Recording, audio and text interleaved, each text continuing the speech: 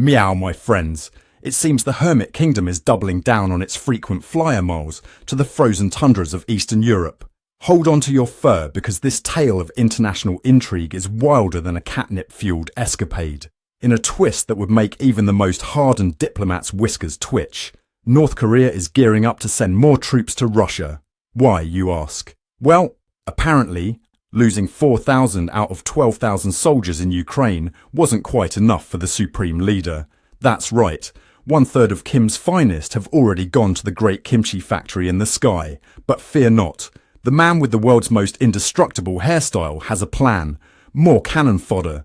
South Korea's military intelligence, always on the ball like a yarn-obsessed feline, reports that Pyongyang is revving up for round 2 of Let's Play Russian Roulette with Putin. Because nothing says strategic partnership quite like sending your comrades to die in someone else's war, right? It's like a twisted version of a timeshare presentation, except instead of a condo in Florida, you get a one-way ticket to the Ukrainian front lines. This geopolitical soap opera kicked off back in October 2024 when Kim Jong-un, in a moment of profound generosity that would make Santa Claus jealous, decided to share his abundance of soldiers with his bestie Vlad. Fast forward to January 2025, and it seems the comprehensive strategic partnership treaty they signed last June is working out swimmingly, for funeral directors that is. This treaty, my friends, is about as comprehensive as a mouse's understanding of quantum physics, and about as strategic as using a flamethrower to make toast. But wait, there's more. 2 lucky North Korean soldiers hit the jackpot and got themselves captured in Russia's Kursk region. I hear they're absolutely thrilled to have discovered that South Korea has fewer mountains than the North. Who knew geography lessons could be so captivating? It's like they've won an all-expenses-paid trip to a 5-star Ukrainian POW camp. The amenities include daily interrogations, 3 square meals of borscht, and a complimentary, I went to Ukraine and all I got was this lousy prison uniform t-shirt. Now, you might be wondering, Ron, why would North Korea double down on such a losing strategy? Well, my friends, it's simple. When your military strategy is inspired by a game of whack-a-mole, you just keep sending more moles. It's not like they're running out of people, right?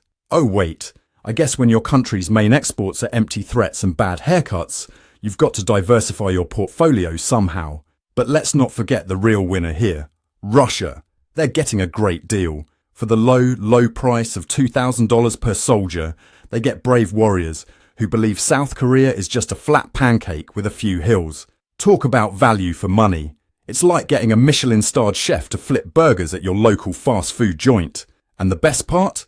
North Korea gets to test its military might without actually, using it against anyone who might fight back. It's like a real-life game of Call of Duty, except with more kimchi and less respawning. Kim Jong-un's recruitment pitch must be a sight to behold. Join the army, see the world. Specifically, see a very small, very explosive part of Ukraine. Now, I know what you're thinking. Ron, surely there must be some internal dissent in North Korea over these losses? Well, my friends, it seems the only dissent is among the soldiers who are dissenting from being alive. Reports suggest some are even choosing to end it all, rather than face capture. Now that's what I call dedication to the cause.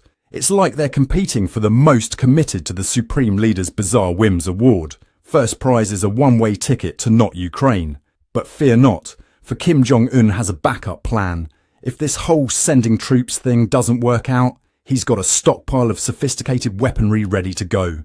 Because nothing says I'm a serious global player, quite like threatening to launch missiles while your soldiers are playing hide-and-seek with Ukrainian farmers. It's the geopolitical equivalent of bringing a rubber chicken to a knife fight. Speaking of farmers, I hear the sunflower fields in Ukraine are particularly lovely this time of year. Perfect for a little R&R for our brave North Korean warriors.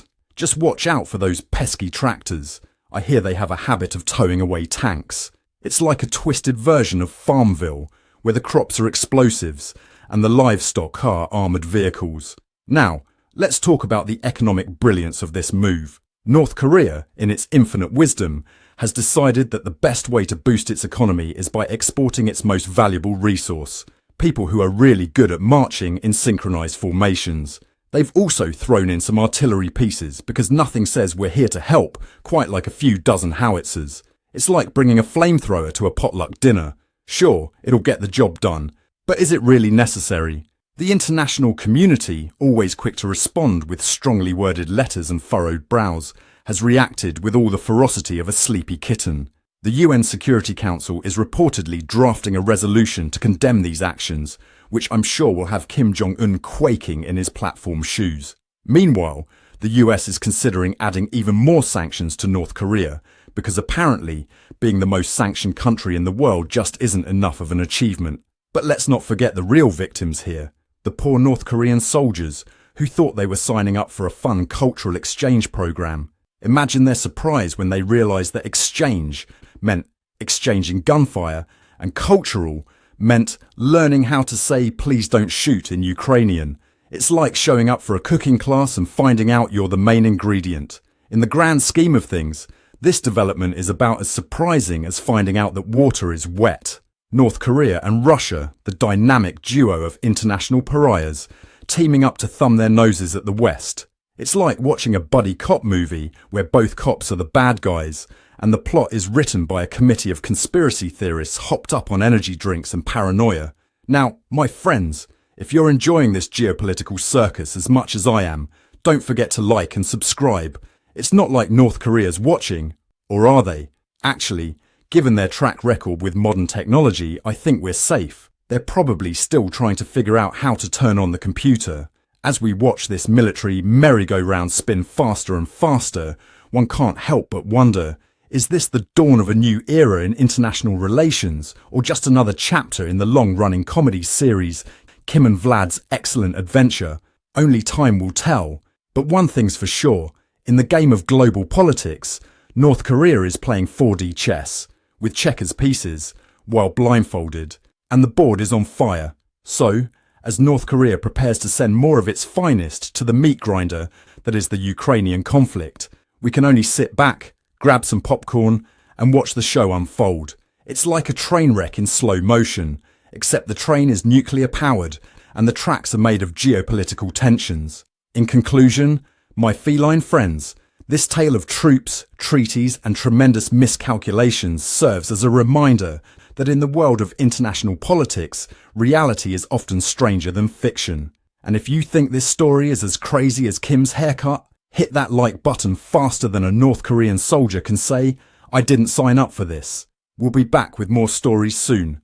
I'm Ron DeParmesan, reporting for News Cats. Stay curious, stay informed, and remember, in a world gone mad, sometimes laughter is the best defense.